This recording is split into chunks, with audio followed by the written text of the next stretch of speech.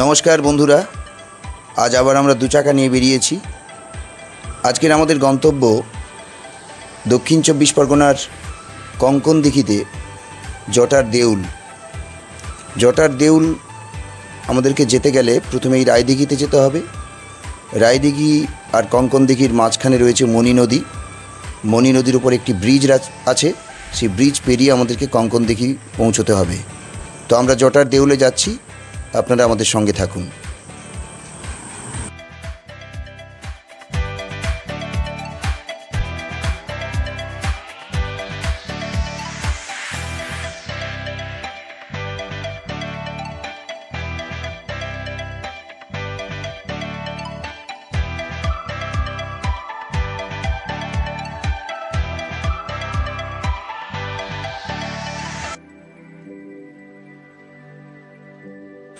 আমরা ফাইনালি জটার দেউলে এসে পড়েছি। তো আমি ভেতরে ঢুকছি, আপনারা আমাদের সঙ্গে থাকুন। আমি দেখাচ্ছি একেবারে নিখুঁতভাবে জটার দেউলের স্থাপত্যশৈলী এবং বোঝার চেষ্টা করব জটার দেউলের ইতিহাস। বন্ধুরা, জটার দেউল স্থাপত্যশৈলীতে একরকমের টাওয়ার মন্দির বা রেখা দেউল। আগেই বলেছি, পশ্চিমবঙ্গ রাজ্যের দক্ষিণে সুন্দরবনের জনবসতি অঞ্চলে মণি নদীর মোহনায় কঙ্কনদিঘির পূর্ব দিকে 116 নম্বর প্লটে এটি অবস্থিত।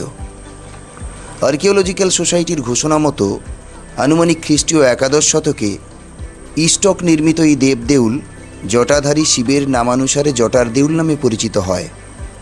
জটার দেউল নির্মিত হয়েছে সুন্দরবনের গভীর অরণ্যে বাংলার প্রাচীন সরু ইঁট দিয়ে। প্রায় 30 মিটার উচ্চতার স্তম্ভের বাইরের প্রতিটি দিকের পরিমাপ 9 মিটার। পঞ্চরথ ভিত্তির এক শিখর বিশিষ্ট এই মন্দিরটির পূর্ব দিকে রয়েছে 2 মিটার মাপের খিলানযুক্ত প্রবেশপথ। ভিত্তিমূলটি বর্তমান ভূমিস্তর হতে প্রায় 3 মিটার উঁচু।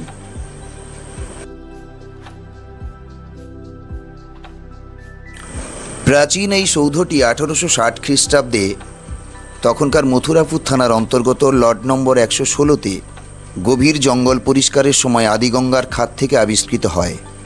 তবে সৌধটি ঠিক কবে, কখন, কিভাবে তৈরি করা হয়েছিল তা নিয়ে বিতর্ক রয়েছে।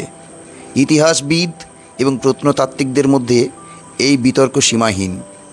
সৌধটির কাছে পাওয়া একটি তাম্রশাসন থেকে 1875 খ্রিস্টাব্দে ডায়মন্ড হারবারের ডেপুটি কমিশনার জানিয়েছিলেন যে এটি 975 খ্রিস্টাব্দ বা 897 শকাব্দে বিক্রমপুরের চন্দ্রবংশের তৎকালীন রাজা জয়চন্দ্রের সময় তৈরি করা হয়েছিল।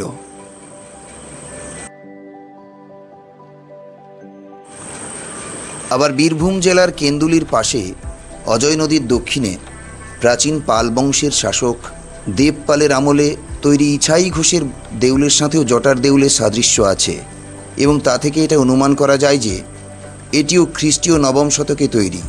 প্রখ্যাত শিক্ষাবিদ সতীশচন্দ্র মিত্র তাঁর যশোহর খুলনার ইতিহাস গ্রন্থে সৌধটিকে প্রতাপাদিত্যের বিজয়স্তম্ভ এবং ওয়াচ টাওয়ার হিসেবে বর্ণনা করেছেন। প্রসঙ্গত, দেবপালের আমলে তৈরি ইছাই ঘোষের দেউল নিয়েও আমরা একটি ভিডিও করব এবং তা আসবে আমাদের চ্যানেলেই।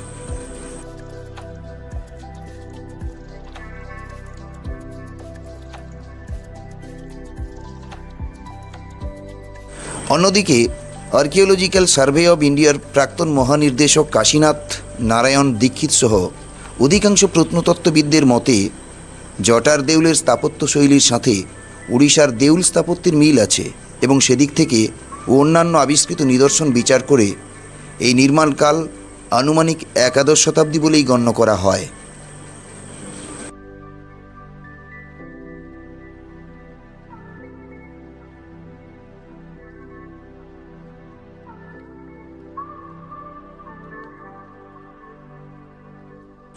সৌধটি কোনো ধর্মীয় স্থান বা অন্য কোনো ভাস্কর্য বা শিলালিপি সংক্রান্ত বিষয়ে নিশ্চিতভাবে প্রামাণ্য তথ্য পাওয়া যায় না। কেউ কেউ এটিকে একটি বৌদ্ধ প্যাগোডার কাঠামোর মতো ভাবেন। ASI এর পর্যবেক্ষণ অনুসারে পঞ্চরথ ভিত্তির এক শিখর বিশিষ্ট এই মন্দিরটি উত্তর ভারতে অনেক দেবদেউলের অনুরূপ। বর্তমানে এটির গর্ভগৃহে স্থানীয় মানুষেরা অনেক দেবদেবীর সাথে শিবের পূজাও করে থাকেন। প্রতি বছর ২রা বৈশাখ ইংরেজি এপ্রিল মাসের মাঝামাঝি সময়ে মন্দিরের কাছে একটি মেলা অনুষ্ঠিত হয় এবং ঘোড়দৌড়ের আয়োজনও করা হয়।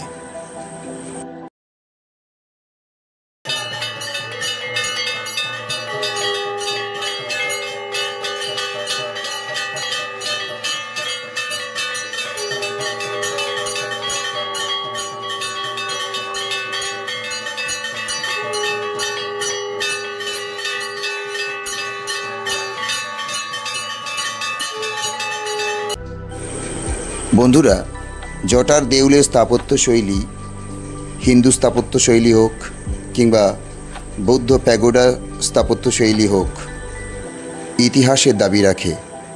জটার দেউল একাদশ শতকে নির্মিত হয়েছে নাকি সপ্তম শতকে নির্মিত হয়েছে তা নিয়ে বিতর্ক থাকতে পারে, তা নিয়ে অনেক আর্গুমেন্টস থাকতে পারে।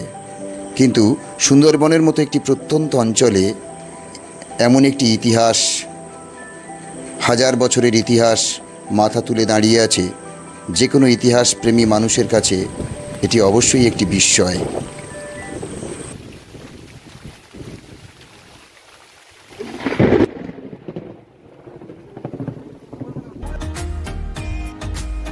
বন্ধুরা, আজ এই অবধি।